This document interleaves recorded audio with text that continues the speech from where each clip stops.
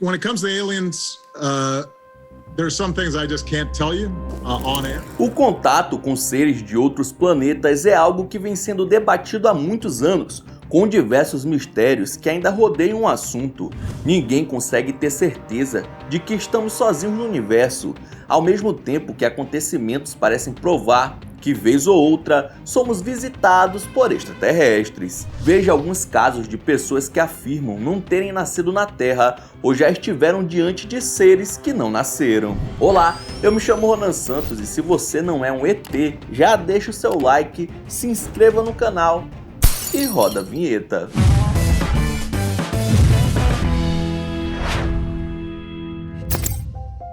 Já parou para pensar como seria um adolescente vindo de Marte? Pois há alguns anos atrás, um moleque russo chamado Boris Kiprianovich ganhou reconhecimento por se dizer natural do planeta vermelho, também conhecido como Boriska. Desde os 3 anos de idade, ele chamou a atenção dos pais por falar coisas profundas e detalhadas sobre o universo, como a descrição de planetas e galáxias, como se tivesse passado anos estudando o assunto ou visto tudo pessoalmente. Com 7 anos, o prodígio começou a detalhar como era sua vida antepassada em Marte, os conflitos do planeta e como a sociedade era organizada por lá. As histórias de Boriska intrigaram pessoas ao redor do mundo, mas depois de diversas reportagens, o garoto sumiu da mídia e passou a viver recluso para evitar o bullying que começou a sofrer. E hoje não existem muitas informações de por onde anda o suposto marciano. Em 1978, um jovem piloto de 20 anos chamado Frederick Valentich desapareceu durante um voo, logo depois de relatar um encontro com um OVNI. Apesar de jovem, o australiano já tinha uma experiência moderada na aviação e nesse dia estava realizando um voo de treinamento. Tudo corria bem até que às 19h06 ele contatou o serviço de voo de Melbourne e relatou o avistamento de uma aeronave não identificada. Seems to be a large aircraft below 5,000 feet. What type of aircraft is it? I cannot confirm. It's 4 bright, seems to be like landing lights. Segundo Frederick, o objeto tinha um tamanho moderado, uma pintura metálica, emitia 4 luzes verdes e voava próximo a ele em alta velocidade. The aircraft has just passed over me at least 1,000 feet above. Is there any Air Force aircraft in the vicinity? No known aircraft in the vicinity. A torre informou que não havia identificado nenhum tráfego aéreo na região, mas o piloto insistiu que o objeto se aproximava cada vez mais. Quando o rádio pediu para ele identificar o tipo de aeronave, Frederick respondeu: "Não é uma aeronave." Pouco tempo depois, um barulho estridente interrompeu a comunicação e ele nunca mais foi visto. That strange aircraft hovering on top of me again. It's hovering and it's not an aircraft. As autoridades acreditavam que o piloto havia caído, mas nem o avião, nem o corpo de Frederick jamais foram encontrados. Até hoje, o seu desaparecimento continua sendo um dos grandes mistérios da humanidade e, segundo os ufólogos, uma das maiores provas de abdução alienígena. No Japão, em 1803, rolou um evento bizarro chamado Utsurubuni. Vários relatos e documentos históricos dizem que pescadores da província de Hitachi avistaram uma embarcação estranha flutuando na água até chegar na costa. A coisa ficou ainda mais surreal quando o objeto se abriu e de dentro saiu uma jovem com cabelos vermelho e branco, segurando uma caixa misteriosa da qual ninguém podia se aproximar. A comunicação, zero. A moça falava um idioma que ninguém entendia e dentro da embarcação havia uns escritos que pareciam códigos alienígenas para os japoneses naquela época. Segundo as testemunhas, depois de um breve contato, a moça bizarra simplesmente voltou para dentro do barco, que deu meia volta e sumiu no horizonte. Agora vem a parte curiosa.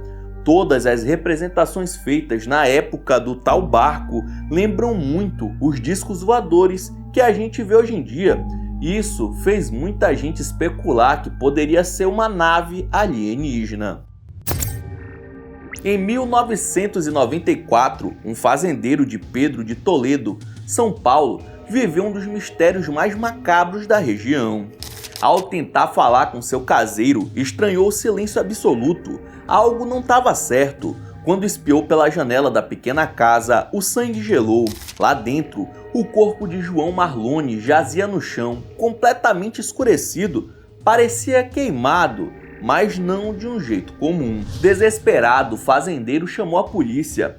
Quando os agentes chegaram, constataram um cenário perturbador. José Marlone estava carbonizado, mas havia algo ainda mais estranho nessa história. A roupa do homem estava intacta, nenhuma marca de fogo, exceto por um furo triangular no meio do tórax. Próximo dali, uma galinha sofreu o mesmo destino, e a 55 metros de distância, no curral, 3 bezerros também foram encontrados queimados. Mas há um detalhe que faz a espinha arrepiar.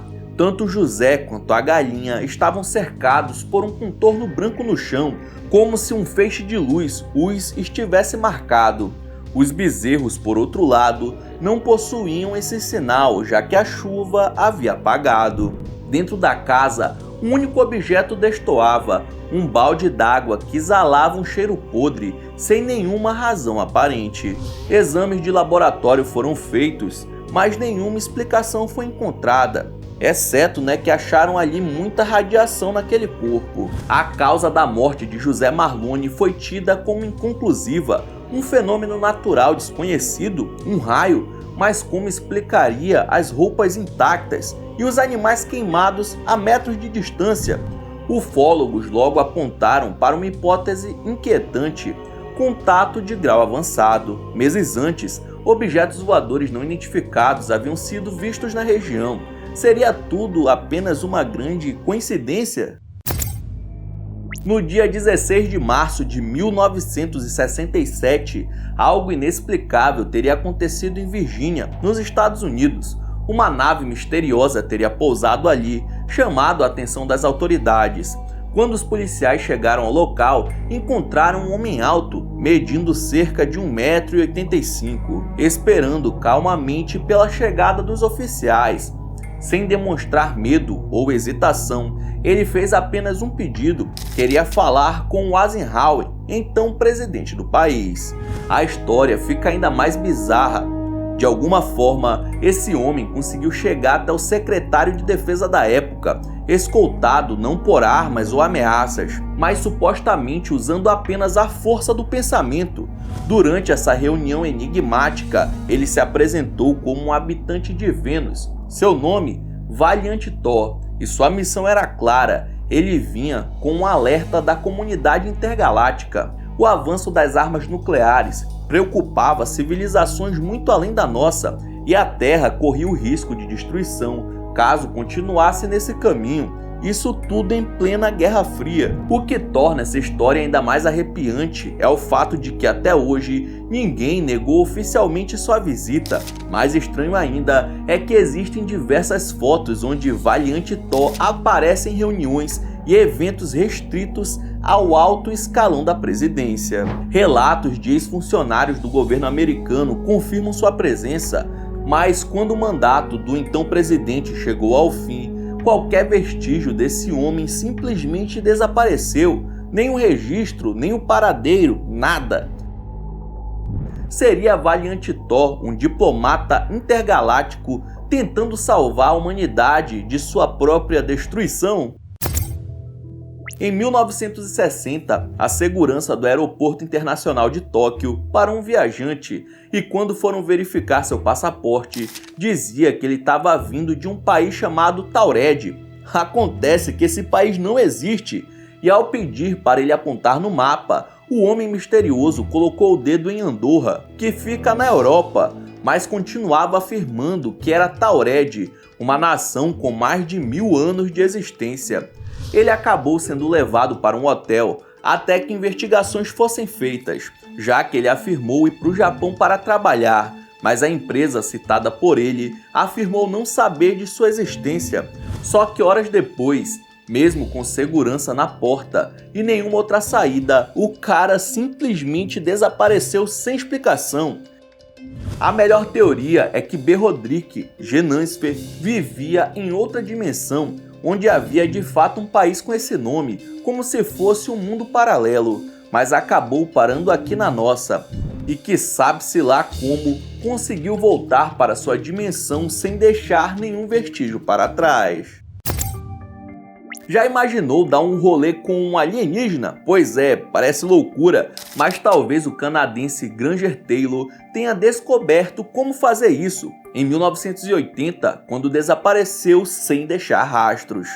Mas o que faz essa história ser tão bizarra? Bom, Granger não era um cara qualquer, ele era conhecido por duas coisas: um talento absurdo para engenharia e aviação e uma obsessão fora do normal por vida extraterrestre. No dia 7 de outubro daquele ano, ele desapareceu e quando a polícia foi investigar, encontrou algo que deixou todo mundo de cabelo em pé, uma anotação dele dizendo que partiria em uma viagem intergaláctica com alienígenas por 42 meses. Agora segura essa!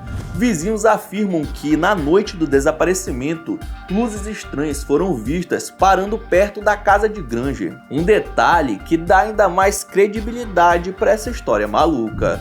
Desde então, o tal fazendeiro nunca mais foi visto. Em 1975, um lenhador chamado Travis Walton estava com 6 outros colegas de trabalho já voltando de um dia ali derrubando árvores, quando viram uma luz brilhante no céu. Eles pararam um caminhão e Travis saiu, sendo atingido por um feixe de luz e desaparecendo logo em seguida diante de todos, com a luz também sumindo cerca de 15 minutos depois. Era uma nave espacial flutuando no ar sem se mover. Sem saber o que fazer, eles voltaram até a cidade e acionaram a polícia, que não encontrou nada. Eu não vi nenhum tipo de marca de derrapagem, como se uma aeronave tivesse tocado no chão. Não senti nenhum cheiro. Não vi nenhuma queimadura. Então eu disse, bom, vamos embora, ele não está aqui. Até que 5 dias depois, Travis reaparece e consegue ligar a cobrar para sua casa. Ele foi encontrado bastante confuso, com alguns machucados, e desde então passou a dar depoimentos, afirmando ter passado dias num lugar desconhecido, com seres alienígenas e algumas criaturas com aparência semelhante a humanos. Eles tinham cerca de 1,5 metro de altura, sem cabelo, pele muito branca, feições pequenas, exceto pelos olhos bem grandes. Mas depois de enfrentar os desconhecidos, foi imobilizado e só se lembra de acordar aqui na Terra. Claude Vorilhon era um jornalista francês, escrevendo para diversos jornais do país, até que em 1973 tudo mudou. Do nada, ele surgiu com uma história que parecia saída de um filme de ficção científica, um encontro cara a cara com extraterrestres. O detalhe, até então ele nunca havia demonstrado interesse pelo assunto, mas o que aconteceu naquela suposta reunião com os visitantes do cosmo transformou Claude para sempre. Ele abandonou seu nome, adotando a identidade de Israel e fundou uma nova religião. Segundo ele, essa missão divina foi um pedido direto de seus amigos alienígenas. Ele publicou vários livros detalhando sobre seu encontro com o Ser Supremo, que teria sido o grande criador da espécie humana, e passou a viajar o mundo divulgando sua nova religião, baseada nos pedidos dos ETs. Foram mais de 30 anos defendendo ser um profeta dos seres intergalácticos, afirmando que essa seria a única salvação, e que os seres retornariam à Terra depois que a população tivesse convertida aos ensinamentos dos seres de outro planeta. Charlie Hickson e Calvin Parker estavam pescando em um rio no Mississippi quando um objeto surgiu do nada, flutuando sobre a margem. Eles contam que uma porta se abriu e 3 seres estranhos, com aparência nada parecida com a dos seres humanos, saíram e foram em suas direções, levando os 2 pelo braço para dentro da nave. Charlie diz que não conseguia se mexer, ficou paralisado, enquanto Calvin desmaiou ao ter o contato. Os dois narram que entraram num local extremamente brilhante, onde foram observados por cerca de 30 minutos pelos seres, até serem devolvidos no mesmo local, virando notícia na época depois de relatarem a possível abdução. Uma coisa que impressiona é que 50 anos depois do caso, uma mulher chamada Maria Blair quebrou o silêncio e disse ter observado tudo junto com seu marido enquanto esperavam um barco do outro lado do rio. Ela confirma o tempo que ficaram lá dentro e garante ter visto as 3 criaturas, afirmando que só não revelou antes por medo de ser ridicularizada. Alex Collier é um ex-piloto do exército americano que diz ter contato com seres alienígenas desde os 8 anos de idade. Dentre seus relatos, ele afirma ter tido encontros principalmente com criaturas de Andrômeda, sendo que chegou a se comunicar com 2 deles durante a década de 80, quando ainda servia. Segundo Alex, 2 espécies chamadas Vissaels e Moronai o levaram para uma nave, onde ele ficou por 3 meses trocando informações através de um cinto usado para permitir a comunicação. Porém, quando retornou à Terra, havia passado apenas 18 minutos. De tudo que conversaram, o mais importante é que os ETs garantiram a existência de diversas outras espécies de seres pelo universo, e conforme exploramos a galáxia, iremos encontrar ruínas de civilizações muito mais antigas que já existiram pelo cosmos. Então é isso, muito obrigado por ter assistido até o final, não esqueça de deixar seu like e se inscrever no canal, e aí na sua tela tem os últimos vídeos lançados pelo Almanac X que estão sensacionais. Vejam depois do outro que você dá uma força. Então é isso, até a próxima!